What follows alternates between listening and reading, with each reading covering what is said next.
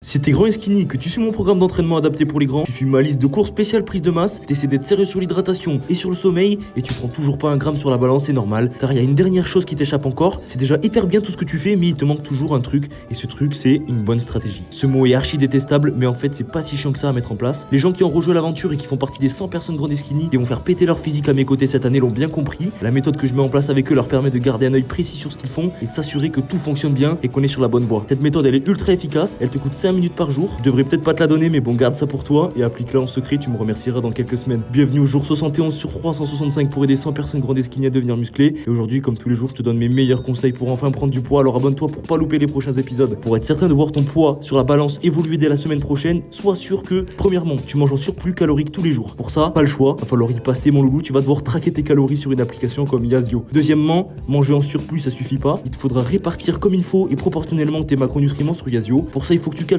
1,8 fois ton poids de corps. Ça va te donner le nombre de protéines à manger chaque jour pour être sûr de prendre du muscle. Et pareil pour les lipides. Et là, c'est une fois ton poids de corps. Troisièmement, tu vas devoir traquer ton poids toutes les semaines, le même jour pour t'assurer qu'il augmente. Et s'il augmente pas, tu devras ajouter 5% à ton total calorique et ainsi de suite. 4. Traquer tes performances. Ouvre une note sur ton téléphone et rentre le poids que tu as utilisé à chaque séance sur chaque exercice. Mais c'est pas fini. C'est bien beau de connaître le poids que tu utilises. Mais maintenant, il faut s'assurer que tu progresses. Pour ça, j'aime bien me fixer une règle. Soit je monte le poids, soit je fais une rep de plus, soit j'améliore mon exécution. Mais j'améliore toujours quelque chose systématiquement à chaque séance. Si tu suis cette méthode et que t'as pas de résultat au bout de la deuxième semaine, je me coupe un doigt, je crois. Abonne-toi pour pas louper les prochains épisodes. Je te dis à demain pour le jour 72.